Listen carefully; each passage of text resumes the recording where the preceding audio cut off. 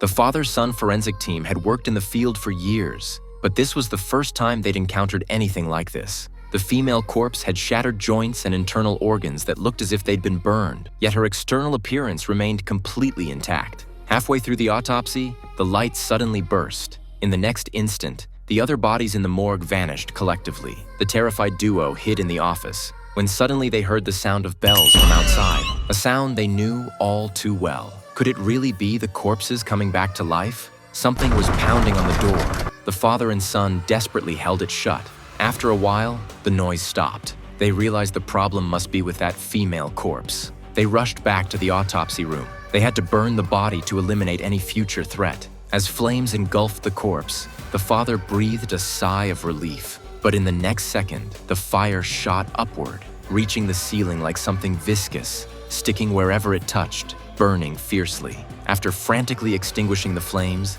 they looked again. The female corpse remained completely unscathed. The two fled in panic. At the end of the corridor, the bell sounds rang out again. This time they saw clearly. It was one of the missing male corpses. They dove into the elevator, but the doors wouldn't close. The sounds grew closer and closer. The shadow loomed right before them. The father swung an axe at the shadow and it fell. But when they stepped out, they discovered it was actually his girlfriend who had braved the storm to visit him. Everything stemmed from the female corpse. If they didn't uncover her cause of death soon, they might be next. Opening the corpse's skull and examining the brain tissue under a microscope, they froze. The cells were alive. She wasn't dead at all. Their only remaining clue was a piece of cloth extracted from her stomach, bearing mysterious symbols. What did they mean? The son folded the cloth again, revealing two numbers, a page number from a book and the year 1693. The father quickly searched the book and discovered the truth. The corpse before them was a witch executed in 1693. Just then, violent pounding shook the door.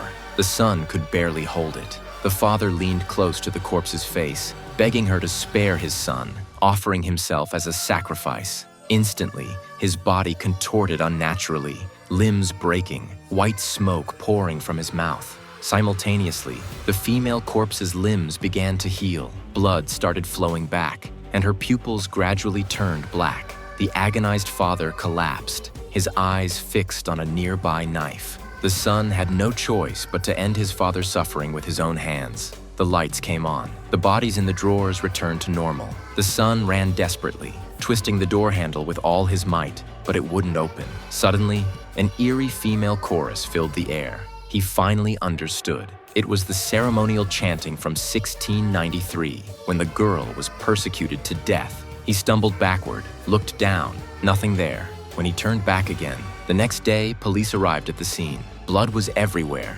except for the nameless female corpse, which looked exactly as it had when first delivered, pristine as a delicate porcelain doll. The chief sighed and ordered the body sent to the university laboratory for further examination. But just then, this brilliant film is called The Autopsy of Jane Doe.